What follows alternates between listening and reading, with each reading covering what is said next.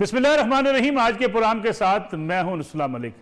नाज़रीन, खतरे की घंटी एक बार फिर बज रही है और कोरोना वायरस की मरीजों की तादाद में फिर इजाफा होना शुरू हो गया और कहा जा रहा है कि ये चौथी लहर जो आई है ये बड़ी ख़तरनाक हो सकती है। डेल्टा वेरिएंट्स की बात की जा रही है। ये कहा जा रहा है कि ये वायरस, हिंदुस्तानी वायरस जिसको कहा जाता है, ये पाकिस्तान के अंदर भी अब पाया जाता है। गोया इस वक्त कोरोना के मरीज़ बढ़ने के साथ साथ एक नए वायरस की वजह से भी शदीद मुश्किलात पैदा हो सकती हैं। मुल्क में अब तक कोरोना के 9,73,000 मुस्तदिका केसेस मौजूद हैं, जबकि 22,582 अमवात हो चुकी हैं। 9,13,000 मरीज सेहतयाब हो चुके। अब तक 1,60,00,000 अफराद को जुज़वी तौर पर वैक्सीन की पहली डोज लग चुकी है, जबकि 39,42,000 अफराद को मुकम्मल वैक्सीन लगी है। इस वायरस से बचने का एक ही तरीका है, एक ही राह हो सकती है, वो है कि पूरी सोसाइटी को वैक्सीनेटेड कर दिया जाए। लेकिन हमारे यहाँ इसमें रफ्तार खासी सुस्त है। हुकूमत की तरफ से जो इक़दाम उठाए जा रहे हैं और कहा जा रहा है कि लोग वॉक इन थ्रू के ज़रिए जाके वहाँ पे वैक्सीन लगवा सकते हैं, लेकिन हम इस बार भी इस वायरस की मौजूदगी के बावजूद भी ज़िम्मेदाराना रवैये का मुजाहरा नहीं कर रहे। होता है अक्सर हमारे यहाँ, हम मेडिकल के हवाले से कोई हेल्थ कॉन्शियस कौम नहीं है। जब भी हुकूमत की तरफ से, इदारों की तरफ से बारहा कहा जाता है कि हमें ये हिफाजती इक़दाम उठाने हैं, हम उसमें भी सुस्ती का मुजाहरा करते हैं। और ख़ास तौर पे अगर वैक्सीनेशन की बात की जाती है, कभी उस पर हम राय नहीं करते हैं और कभी हम अपने आप को एक ज़िम्मेदार शहरी बनाते हुए वैक्सीनेशन करवाने को तैयार भी नहीं होते हैं। हुकूमत की तरफ से जो सेंटर्स कायम किए गए हैं, वहाँ अब लोगों से कहा जा रहा है कि वो खुद जाकर वैक्सीनेशन करवा सकते हैं, लेकिन वो भी तादाद अभी इतनी बड़ी नहीं है, क्योंकि 22 करोड़ के करीब आबादी को अगर सिर्फ 39 लाख अफराद वैक्सीनेशन करवाएंगे तो उसकी वजह से खतरात अब भी मौजूद होंगे। ईद उल अज़हा करीब है, इसमें भी बड़े बड़े इज्तिमात हो सकते हैं। फिर ईद उल अज़हा के मौके पर लोगों का मिलना जुलना, एक दूसरे शहरों में जाना, एक बड़ी तादाद नकलो हरकत करती है, जिसकी वजह से भी ऐसे वायरस के बढ़ने के इम्कानात होते हैं।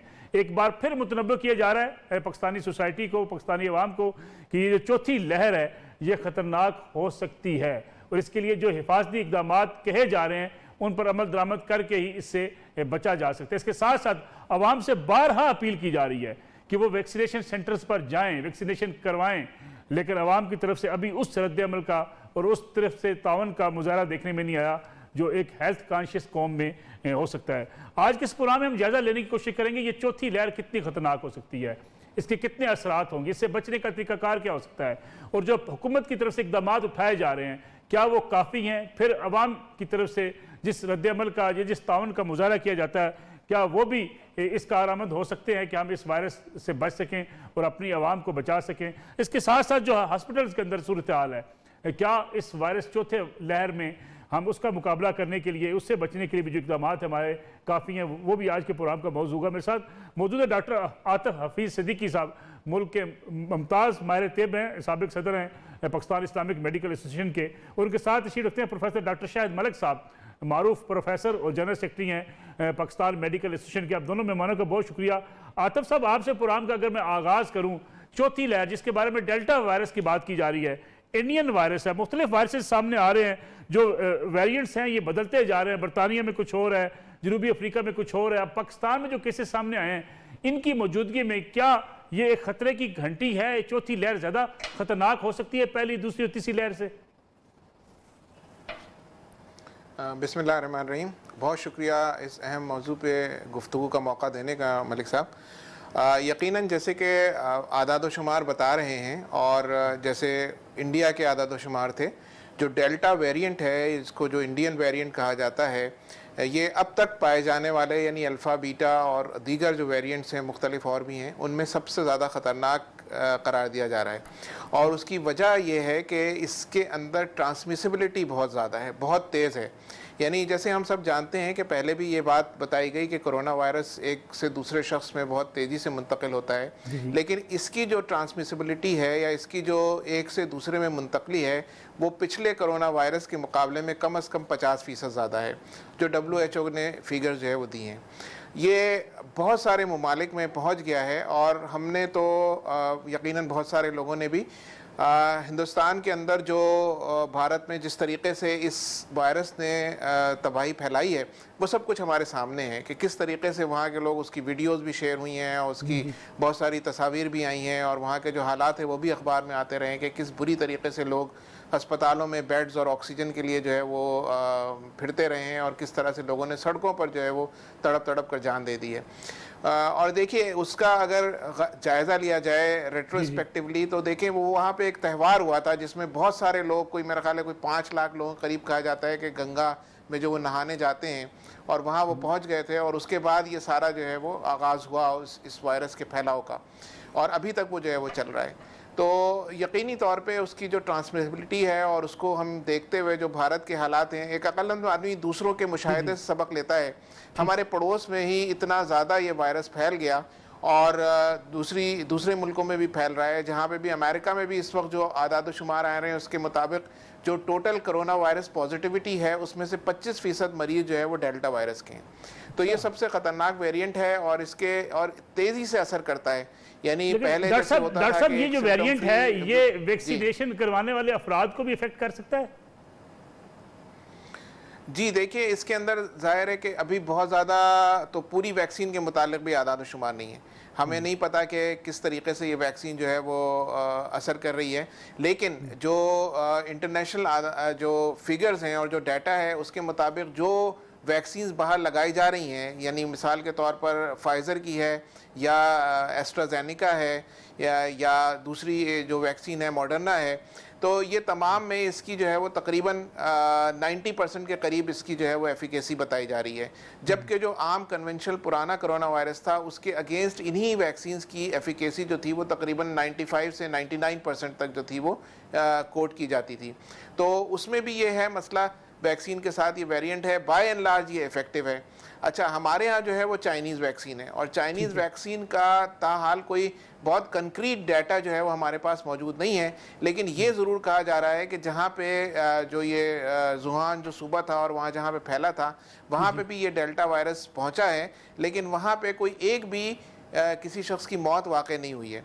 तो ये ज़रूर कहा जा रहा है कि जो वैक्सीन है वो इफ़ेक्टिव इस लिहाज से ज़रूर है कि अगर ये होने से नहीं बचा सकती है तो कम से कम ये इससे मौत की शरह जो है वो बहुत कम हो जाएगी, और जो सिवियरिटी ऑफ सिम्टम्स हैं वो काफ़ी हद तक वो न्यूट्रलाइज कर सकती है वैक्सीन। डॉक्टर साहब मैं आपकी तरफ वापस आता हूँ कि इसके क्या क्या सिम्टम्स होते हैं और फौरी तौर पर हिफाजती जो है इकदाम क्या उठाए जाने चाहिए। प्रोफेसर डॉक्टर शाहिद मलिक साहब, हुकूमती इंतजामात उनको आप कैसा देखते हैं? हुकूमत दावेदार तो होती है कि हमने बहुत से इंतजामात कर लिए हैं, हॉस्पिटल्स हम बिल्कुल टोटल जो है उनको बड़ा अपग्रेड कर दिया है, ख़ासतौर पे कोरोना जो वार्ड्स बने हैं उनमें मुकम्मल अपग्रेडेशन हो चुकी है, साथ वैक्सीनेशन के जो सेंटर्स हैं वो बड़े अपग्रेड हो चुके हैं।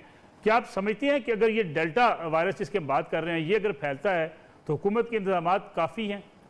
मलिक साहब एक चीज़ जेन में रखें कि ये तीसरी जंग अजीम है, और एक फेसलेस एनिमी है जिसके साथ दुनिया लड़ रही है, इसकी कोई शक्ल नहीं है, और ये बेरूपिये की तरह बार बार अपनी शक्ल चेंज करता है, जिसको म्यूटेशन कहते हैं। अब डेल्टा वायरस इसलिए खतरनाक है कि ये इसकी जो डॉक्टर साहब फरमा रहे थे कि ट्रांसमिसिबिलिटी बहुत ज्यादा है इसकी।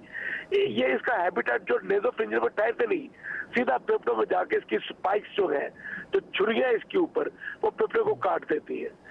अब सूरत हाल ये है कि ये जो सार्स वायरस की जो स्टेन्स है, जो लास्ट वाला जो डेल्टा है, इसने तो किसी सिस्टम को छेड़ा ही नहीं।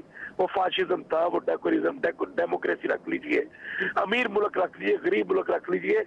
तो आपने जो मलिक साहब कहा है कि तैयारी तो कोई भी कर लीजिए, आप इस जंग के साथ तैयारी पूरी नहीं कर सकते।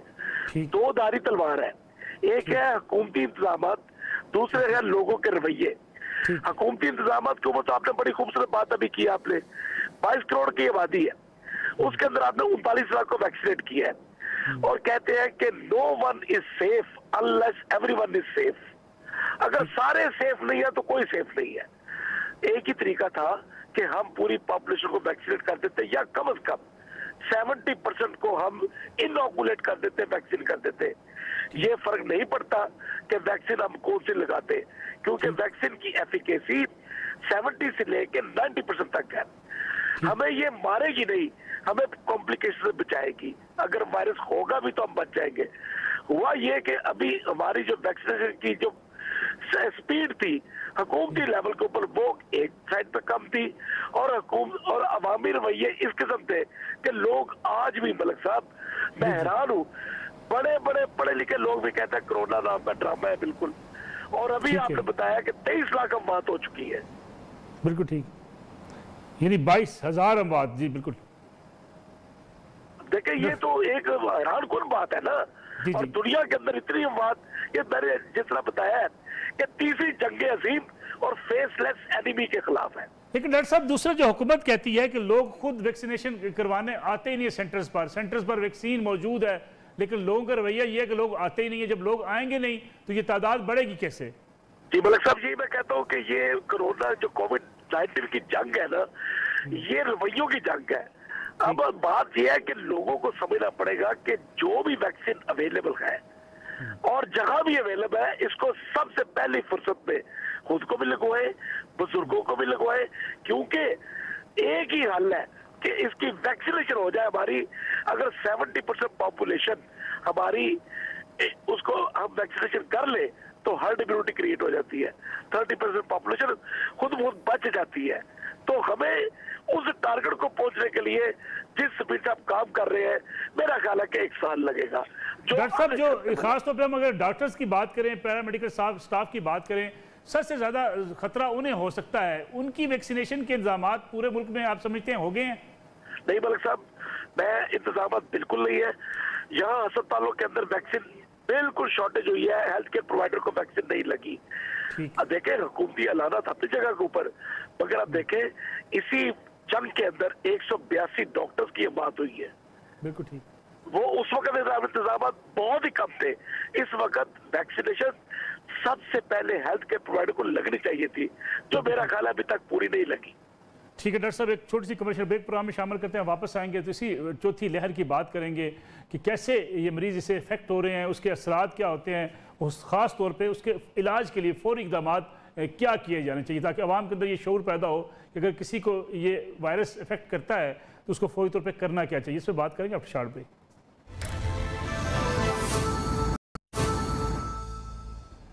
प्रोग्राम में एक बार फिर खुशामदीद। डॉक्टर आतिफ साहब, मैं आपकी मौजूदगी का फ़ायदा उठाते हुए चाहूँगा कि हमारे नाज़रीन को भी इससे फ़ायदा हो, उन्हें पता चले कि ये वायरस जो चौथी लहर है ये उनके लिए कितनी ख़तरनाक हो सकती है और इससे बचने के लिए फौरी इक़दाम क्या किए जाने चाहिए।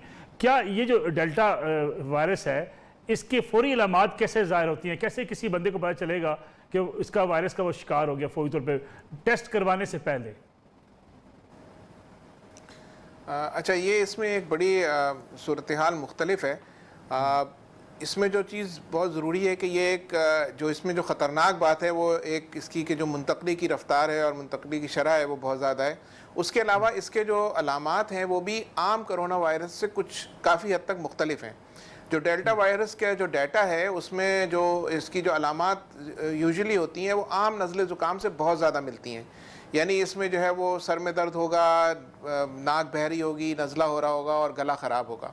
ये इसकी इब्तदाई अलामात हैं, जो कि आम तौर पे इसको यही महमूल किया जाता है कि ये आम नज़ला बुखार है। और इसके अलावा जैसे पहले था जो वायरसेस थे उसमें जैसे स्पेशली खुशबू का ना आना, बदबू का ना आना और जायके का चला जाना, ये इसके अंदर बहुत कम देखने में आ रहा है। लेकिन इसके बाद ये जो नज़ला ज़ुकाम होता है इसके बाद ये बहुत तेज़ी से फेफड़ों में चला जाता है और इसकी अलामात जो हैं वो फिर वो सांस का रुकना और फिर वो सैचुरेशन का, ऑक्सीजन का ड्रॉप होना और ये तमाम चीज़ें जो है वो बहुत तेज़ी से डेवलप हो जाती हैं, जो कि पिछले कोरोना वायरस के मुकाबले में ज़्यादा तेज़ी से डेवलप होती हैं। तो इसकी यही अलामात हैं और इसीलिए अब हर मरीज़ को जिसको नज़ला ज़ुकाम हो या गले में ख़राश हो उसको सस्पेक्ट किया जाना चाहिए कि इसको जो है वो कोविड है और उसको इमीडिएटली जो है वो उसको क्वारंटीन हो जाना चाहिए, आइसोलेट हो जाना चाहिए। और जिस तरह पहले था अभी भी इसी तरीके से है कि अगर आप फ़ौरन अगले दिन या दूसरे दिन टेस्ट करवाएंगे तो मुमकिन है वो पॉजिटिव ना आए, तो अलामात देखते हुए और इसके बाद क्वारंटीन हो जाएं और तीसरे या चौथे दिन जो है वो आप अपना PCR का टेस्ट करवाएं और उसके बाद जो है वो इसका ट्रीटमेंट शुरू करें। अच्छा, अब जो है वो पहले के मुकाबले में एक बात बहरहाल बड़ी पॉजिटिव है कि इसके कुछ ट्रीटमेंट ऐसे हैं जो बहुत इफ़ेक्टिव हो गए हैं। मिसाल के तौर पर रेमडेसिविर के इंजेक्शन है, बहुत सारी चीज़ें जो है वो ट्रायल्स एंड एरर के बाद जो है वो कई इंजेक्शन लगाए गए और बड़े महंगे इंजेक्शन भी लगाए गए, लेकिन अब जो बहुत अच्छे रिजल्ट मिलते हैं वो एक ख़ास हद तक, मिसाल के तौर पर अगर ऑक्सीजन सैचुरेशन जो माहिरीन कहते हैं वो ये है कि 94% से नीचे अगर चली जाए तो वो ख़तरनाक है, और 93% से नीचे चले जाए तो फिर फ़ौरन जो है वो लेबॉर्ट्री टेस्ट जिसके जो इंडिकेटर्स होते हैं, जिनको हमारी ज़बान में इन्फ्लेमेटरी मार्कर्स कहते हैं, अब बहुत से लोग उनसे वाकिफ़ हैं। मिसाल के तौर पर CRP है, डी डाइमर है, LDH है, और इस तरह के दूसरे जो टेस्ट हैं 12 लेबॉर्ट्री के, वो फ़ौरन हो जाने चाहिए। और उनको देखते हुए अगर अर्लीस्ट जो है वो रेमडेसिविर और डेक्सामेथासोन शुरू हो जाए तो इसकी क्योर जो है वो बहुत अच्छी और बहुत तेज़ी के साथ हो जाती है। डॉक्टर साहब, जिनका 90 से नीचे ऑक्सीजन लेवल आ जाए उनको ऑक्सीजन लगानी चाहिए या उनको मेडिकेशन पे रहना चाहिए? बिल्कुल बिल्कुल बिल्कुल लगानी चाहिए। 90 से ऊपर सैचुरेशन जो है वो बिल्कुल कम है, और 90% से सैचुरेशन पे ऑक्सीजन लगनी चाहिए मेरे हिसाब से। दूसरा डॉक्टर साहब, जो मेडिसिन फौरी तौर पे ट्रीटमेंट है वो कौन सी चीज़, जैसे पहले के हम देखा कि पहले वायरस के दौरान तो एंटीबायोटिक्स का या पैनाडोल का इस्तेमाल फौरी करवा दिया जाता था, इस वायरस के लिए फौरी जो है वो मेडिसिन कौन सी? जी नहीं, देखिए पैनाडोल तो जो है वो एक सिम्टोमेटिक है, वो बुखार और दर्द को कम कर देगी, लेकिन वो ट्रीटमेंट नहीं है। जैसे मैंने अर्ज़ किया आपसे, इसका जो अब कदर हद तक डेफिनेटिव ट्रीटमेंट है वो इंजेक्शन है, एंटीवायरल है, जिसको रेमडेसिविर कहते हैं, और वो अल्हम्दुलिल्लाह सुम्मा अल्हम्दुलिल्लाह बासानी दस्तयाब है मार्केट के अंदर। लेकिन उसके कुछ शुरू करने से पहले उसके कुछ आप यूँ समझ लें कि कोई एक ख़ास किस्म के टेस्ट होते हैं जिनको करने के बाद अगर वो बिगड़ने लगे तो डेक्सामेथासोन और रेमडेसिविर माहिरीन की निगरानी में जो है वो शुरू करना चाहिए। ऐसे नहीं शुरू कर सकते जैसे एक एजिथ्रोमाइसिन को लोगों ने मजाक बना लिया कि वो जनाब जिसको भी सिम्टम हुए वो अभी भी यही होता है कि जी हमने क्या कहा जी, एजिथ्रोमाइसिन खा ली। हर जनरल प्रैक्टिशनर जिसको कोविड का पता है नहीं पता है, हर किस्म का हकीम जो इलाज करता है, मोहल्ले का जो भी आप समझ लें कि जो अपने ख्याल में उनको बड़ी तिब की मालूमात होती है, वो किसी भी शख्स को, लोग खुद ओवर द काउंटर जो है हमारे यहाँ बड़ा मसला है, एजिथ्रोमाइसिन शुरू कर देते। तो अब उसका जो है वो कोई एज सच रोल प्रूवन नहीं है। उस वक्त ये चीज़ें थी, लेकिन अब वक्त के साथ ये चीज़ें तब्दील हो गई हैं। तो जो डेफिनेटिव ट्रीटमेंट अब है वो रेमडेसिविर है, डेक्सामेथासोन है, और कुछ ब्लड को जो है ब्लड थिनर्स हैं जो कि दिए जा सकते हैं। तो फौरी तौर पे तो नहीं होता, फौरी तौर पे तो वही जो आपके अलामती ट्रीटमेंट होगा, यानी सिम्टोमेटिक ट्रीटमेंट होता है, जैसे आपने पैनाडोल दे दी या कोई नज़ले ज़ुकाम के लिए दवाई दे दी। लेकिन जैसे मैंने कहा कि इन अलामात के ज़ाहिर होते ही सबसे बेहतर चीज़ ये है कि जो भी मरीज़ है जिसको ये अलामात हैं वो आइसोलेट हो जाए, क्वारंटीन में चला जाए और 3 से 4 दिन के बाद अपना टेस्ट करवाए। तो उसके बाद ही इसका इलाज जो होना है इसके लिए बहुत ज़्यादा पहले की निस्बत ज़्यादा ज़रूरी है, क्योंकि कहते हैं कि ये ज़्यादा फैलता है, पहले से ज़्यादा इफेक्टिवली आगे से ट्रांसफ़र होता है। जी बिल्कुल, ट्रांसमिसिबिलिटी इसकी ज़्यादा है, और इसका एक वाज़ेह सबूत है। इसका कोई आप समझें कि साइंटिफिक डाटा तो मौजूद नहीं है, लेकिन जैसे हम मरीज़ों को देखते हैं कि पहले घर में एक आदमी को हो गया, इवन एक साहब को हो गया, लेकिन उनकी बीवी को भी नहीं हुआ, बच्चों को भी नहीं हुआ। इसी तरीके से किसी एक आदमी को हो गया और बाकी घर वाले सारे महफूज थे तो क्वारंटीन थे। लेकिन अब जो है वो सूरत हाल अक्सर मुख्तलिफ है। अब अगर एक घर में एक आदमी को है तो लाजमी तौर पर जो देखने में आ रहा है कि उस घर के बेशतर अफराद को यानी बिल्कुल उल्टा हो गया है। एक आध कोई आदमी जो है वो बच जाता है और बाकी सारे लोगों को जो है वो कोविड हो जाता है। तो ट्रांसमिसिबिलिटी जो है वो बढ़ गई है। पहले जो ये होता था कि जी जो कोविड का मरीज़ है वो क्वारंटीन में होता था, अब उल्टा हो गया, जो हेल्दी है वो बेचारा क्वारंटीन में, बाकी घर वाले जो है वो आज़ाद हैं। तो इवन ये कि हमने बच्चों में भी देखा है, बच्चों के अंदर भी अलामात आ रही हैं और इसकी बच्चों के अंदर भी जो है वो पॉजिटिविटी बिल्कुल मौजूद है। तो इसकी ट्रांसमिसिबिलिटी से यही है कि क्वारंटीन बहुत ज़्यादा स्ट्रिक्ट होना चाहिए। बिल्कुल डॉक्टर शाहिद मलिक साहब, हमने देखा जब पहली लहर आई तो उसके बाद से मेडिकेशन के हवाले से अगर हम बात करें, मेडिसिन शॉर्ट्स हो गई, ऑक्सीजन मीटर शॉर्ट्स हो गए, ऑक्सीजन सिलेंडर शॉर्ट्स हो गए। इस लिहाज से हमने देखा कि बड़े मुश्किलात का सामना करना पड़ा था पाकिस्तानी अवाम को। अब चौथी लहर की बात की जा रही है, एक बड़ी हाइप इससे क्रिएट हुई है कि एक बड़ा ख़तरा फिर हमारे दरवाजे पर दस्तक दे रहा है। इस हवाले से क्या मेडिसिन की दस्तयाबी, उसको मेक श्योर करना हुकूमत की जिम्मेदारी नहीं है? बिल्कुल मलिक साहब, आप ठीक कह रहे हैं। देखें, एक तो अभी आपने पीछे मलिक साहब आपने पहले भी कवर किए थे प्रोग्राम, ये जो भी डॉक्टर बात कर रहे थे एंटीवायरल ड्रग रेमडेसिविर, रेमडेसिविर को इस हुकूमत ने सिर्फ इसलिए बंद कर दिया था, और एक नोटिफिकेशन मैंने खुद देखा था, नोटिफिकेशन उन्होंने कहा था कि रेमडेसिविर को हम नहीं लेंगे क्योंकि ये महंगा है। देखें, ये कोई जस्टिफिकेशन तो नहीं है, ये स्टेट की जिम्मेदारी है, एजुकेशन और हेल्थ। और रेमडेसिविर की वजह से कई बात बढ़ गई थी उस वक्त, जब वो स्टेन भी ये नहीं था डेल्टा वाली। अब डेल्टा वाली के अंदर बिल्कुल डॉक्टर साहब ने ठीक कहा कि यही 2 मैजिक ड्रग्स है जो हिट ट्रायल से हमने सीखा है, एक रेमडेसिविर है, एक डेक्सामेथासोन, मगर अंडर सुपरविजन। अब सूरत ये है कि हमने यहाँ पर डेक्सामेथासोन आया हो गया मार्केट के अंदर, पीपी आए तो मास्क 50 रुपए का बिकना चाहिए था, यहाँ पर तो 600 में बिका। उसके बाद एक जो गॉगल्स थी डॉक्टरों की वो लेने के लिए लोगों ने सिफारिशों से दी चीजें। ये हमारा कौमी रवैया है। मैं फिर एक पोस्ट पढ़ रहा था कि इस मुल्क के अंदर आज अगर ऐलान कर दिया जाए कि कल क़यामत है तो मसले गायब हो जाएंगे, ये हमारा कौमी रवैया है सर। देखे ना, अभी कोई भी त्योहार आएगा हम चीजें गायब कर देंगे, होर्डिंग ये खत्म, ये तो सेहत को खेलते हैं हम लोग। उधर यूरोप है वो उन्होंने हर चीज इजी अवेलेबिलिटी कर देते हैं, वो हर चीज अवेलेबल होती है, हम यहाँ पर होर्डिंग के रखते हैं। ये तो बिल्कुल आपने बचा कहा मलिक साहब कि ये हमारा कौमी अलमिया है। डॉक्टर साहब ईद उल अज़हा आ रही है, उस पर इज्तिमात भी बड़े बड़े होंगे, नमाजें होंगी, फिर खास तौर पर शॉपिंग अभी अरूज पर पहुंच जाएगी। हुकूमत वार्न तो कर रही है चौथी लहर का, लेकिन हिफाजती इकदाम हमें कहीं नजर नहीं आते, इससे तो फिर वायरस कंट्रोल में नहीं रहेगा। मलिक साहब बिल्कुल ठीक है, देख रहे दर्जनों किस्म की SOPs इशू हुई है, SOPs स्टैंडिंग ऑपरेशनल प्रोसीजर्स या उसकी प्रिकॉशंस जो भी है। सूरत ये है कि कानून बनाना जिंदगी का आसान तरीन काम होता है, कानून के ऊपर अमल दरामद कराने वाली असल बात होती है, और अमल दरामद की सूरत हाल अभी आप मार्केटों में चले जाइए, दर्जियां बिखेरी जा रही है उन SOPs की। एक एक दुकान के अंदर 100 सैकड़ों औरतें, खवातीन, बच्चे खड़े हैं और किसी का कोई मास्क नहीं है। मलिक साहब वैक्सीनेशन करवा लीजिए, 70% पॉपुलेशन वैक्सीनेशन करवा ले, मगर अल्टीमेटली आपकी स्ट्रेटेजी सिर्फ 3 ही है कि आपने क्राउडिंग को अवॉइड करना है। ये इंटरनेशनल असूल है, पूरी दुनिया ने माना हुआ है, और मास्किंग करनी है आपने कि ये रेस्पिरेटरी वायरस है, कि आपकी रेस्पिरेशन इसकी मोड है ट्रांसफर की, ये दूसरे में जाने के लिए आपने अपने को बचाना है, दूसरे को बचाना है, और कोई बता मास्क नहीं लगा रहा। मास्क अब जिंदगी का हिस्सा है, जब तक ये पैंडेमिक रहे, 3 साल रहे, 4 साल, क्योंकि पैंडेमिक मलिक साहब 3 से 5 साल तक चलती है। बिल्कुल ठीक, ये जेर में रख लें आप लोग। बिल्कुल ठीक। डॉक्टर साहब एक और कमर्शियल ब्रेक का वक्त है, उससे वापस आएंगे, फिर बात करेंगे कि इस वक्त इस वायरस से जो है वो बचने के लिए हमें करना क्या चाहिए, और ख़ास तौर पर अगर हम बात करें मेडिकेशन की और फिर हेल्थ कॉन्शियस होने की, उस पर हम किस हद तक जिम्मेदाराना रवैये का इख्तियार कर रहे हैं, इस पर बात करते हैं after short break.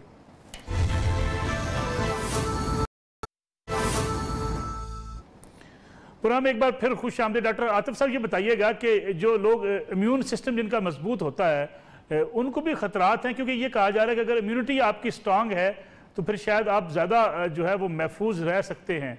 Immunity strong रखने वाले लोग भी इससे मुतासर हो सकते हैं, और किस हद तक मुतासर होते हैं?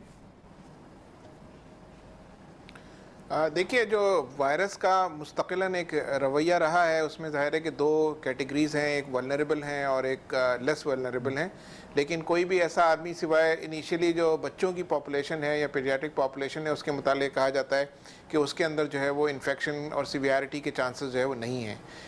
लेकिन जाहिर सी बात है कि जो लोग किसी भी लिहाज से इम्यूनिटी एक जिस्म का आम ज़बान में कहें तो एक दिफाई निज़ाम है, एक डिफेंस मैकेनिज़्म है, और जिसका भी डिफेंस मजबूत होगा ज़ाहिर है उसको किसी भी इन्फेक्शन के होने के चांसेस जो है वो कम होते हैं, और उसकी बॉडी जो है वो उसको रिएक्ट करती है और बॉडी जो है वो उससे तहफ़्फ़ुज़ फराहम करती है। इसीलिए हमेशा से अभी भी जो ज़्यादा वल्नरेबल पॉपुलेशन है वो उन बुज़ुर्गों की है जो ज़्यादा उम्र के हैं, या उन लोगों की है जो कि मुख्तलिफ़ किस्म की देरीना बीमारियों में मुब्तला हैं, क्रॉनिक इलनेसेस में हैं, मिसाल के तौर पर जिनको खुसूसी तौर पर जिनको सांस की बीमारी है या दमे के या फेफड़ों के मसाइल हैं, इसी तरह से डायबिटिक पेशेंट्स हैं, उनको इस किस्म की चीज़ों के इम्कानात ज़्यादा हैं इस बीमारी के, या जो जिगर के बाज़ अमराज में मुब्तला हैं जैसे हेपेटाइटिस है या इस तरह के अमराज हैं, उनमें इनकी ज़ाहिर उनका मुदाफ़ियाती निज़ाम जो है वो कमज़ोर होता है, या वो मरीज़ जो इम्यूनोसप्रेसिव ड्रग्स पे हैं, मिसाल के तौर पर कैंसर के मरीज़ हैं, या वो मरीज़ जिनका ट्रांसप्लांट हुआ हुआ है किडनी का या कोई और ट्रांसप्लांट हुआ हुआ है, तो वो मरीज़ ज़ाहिर है कि बिल्कुल ज़्यादा वल्नरेबल होते हैं, और उनकी हिफाजत और उनके लिए जो है वो उनकी हिफाजत जो है वो ज़्यादा प्रायोरिटी होती है। लेकिन ऐसा नहीं है कि सारे लोग इससे महफूज हैं। हाल ही में देखने में आया है कि बहुत से कम उम्र लोग भी बहुत ज़्यादा शदीद जो है वो लेकिन डॉक्टर साहब जो पहले ये दूसरी या तीसरी लहर में कोरोना वायरस का शिकार हुए हैं वो भी इससे इफेक्ट हो सकते हैं? जी बिल्कुल, इसमें तो ये कोई कोरोना वायरस की इस तरह का वायरस नहीं है कि जिस तरह खसरा या दूसरे वायरस होते हैं, मम्स होते हैं कि जिसमें एक दफ़ा इन्फेक्शन हो गया तो दूसरी दफ़ा नहीं हो सकता। बेशुमार लोगों को जो है वो एक अच्छी भली तादाद मौजूद है जिनको एक दफ़ा वायरस होने के बाद दोबारा इस वायरस ने जो है वो अफेक्ट किया है। वैक्सीन लगने के बाद हिफाजती इक़दाम किस हद तक ज़रूरी हैं? बहुत ज़्यादा ज़रूरी हैं। देखिए, दो चीज़ें हैं। एक तो आपके पास जो मुस्तनद एक हिफाजती चीज़ है या जो भी अवेलेबल है वो वैक्सीन है। तो वैक्सीन के मामले में तो मैं नहीं समझता कि लापरवाही जो है वो बिल्कुल भी अच्छी है। और वैक्सीन के मुतालिक हम इस पर दीगर पहले भी हम प्रोग्राम कर चुके हैं और आपके मीडिया पे भी, सोशल मीडिया पे भी ये तमाम चीज़ें हम प्रमोट करते रहे हैं कि वैक्सीन से किसी किस्म का कोई ख़तरा नहीं है और लोग जो है वो लगवाते हैं। और as a role model, as a example, सबसे पहले हमने जो है वो वैक्सीन लगवाई जो पहला दिन या दूसरा दिन शुरू हुआ था और अल्हम्दुलिल्लाह हम सेहतमंद भी हैं, तंदुरुस्त भी हैं, आपके सामने भी हैं। तो वैक्सीन जो है वो बहुत ज़रूरी है और इसका कोई नेमुल बदल इस वक्त नहीं है। और चूँकि ये वाहिद चीज़ है जो प्रोटेक्शन डेफिनेटिव कर सकती है या बहुत ज़्यादा कर सकती है, कम से कम 90%, तो वैक्सीन जो है वो तमाम अफराद के लिए जिनको गवर्नमेंट की तरफ से आ रहा है वो लगाएं। अभी बात कर रहे थे मलिक साहब के जैसे कि वैक्सीन की सहूलियात कम है, लेकिन मैं तो देखता हूँ कि कराची के अंदर या दीगर शहरों के अंदर ठीक ठाक सहूलियात मौजूद हैं। वैक्सीन कई जगहों पर हो रही है लेकिन लोग जो है वो वैक्सीन लगाने के लिए तैयार नहीं है। तो लोगों को इस बात पे आमादा होना चाहिए कि वैक्सीन कोई ख़तरनाक चीज़ नहीं है और वैक्सीन आपको यकीनन बचाएगी। और दूसरी चीज़ जो सबसे बड़ी चीज़ है, जैसे मलिक साहब ने भी कहा और हम बार बार ये कहते हैं कि जो बेसिक SOPs हैं वो मास्क का पहनना जो है वो इंतहाई ज़रूरी है। रेस्पिरेटरी वायरस है, नाक और मुँह से और सांस से और थूक से ट्रांसफ़र होता है, तो मास्क ज़रूर पहने, हाथों को बार बार धोएं, जितना समाजी फासला रख सकते हैं रखें, जिन जगहों पे रखा जा सकता है वहाँ पे रखें। अब देखिए ना आप, ये हमारा जो है बाय एंड लार्ज हुकूमत तो अपनी कोशिश करती है, लेकिन इसके अंदर देखें, मैं आपको एक मिसाल दूँ बड़ी अच्छी कि आप देखें कि रोल मॉडल का कितना इसके अंदर जो है वो असरअंदाज की मार्केट गिर गई। ठीक है। अगर हमारे जो रोल मॉडल्स हैं, हमारे जो दीनी रहनुमा हैं, पॉलिटिकल स्पेशली जो रहनुमा हैं, अगर वो लोग मास्क को पहन लें पब्लिक के सामने और पब्लिक गैदरिंग्स अवॉइड करें तो क्या लोगों पे उसका असर नहीं होगा?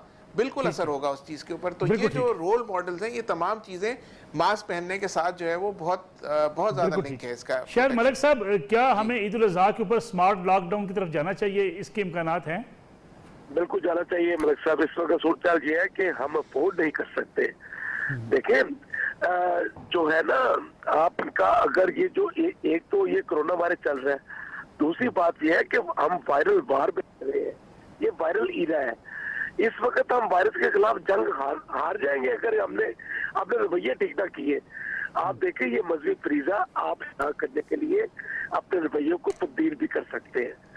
आप देखें, ये आपने जानवर खरीदना है, ठीक है, कलेक्टिव सबसे पहली बात है। यहाँ पर एक मॉडल एग्जिस्ट करता है, लोग कलेक्टिव कुर्बानी करते हैं, जैसे पैसे देके इकट्ठे कर लिए और एक जगह पे जब कुर्बानी हो गई और वहां पर क्राउडिंग भी नहीं होगी और उससे हम बचत देखते भी चले जाएंगे।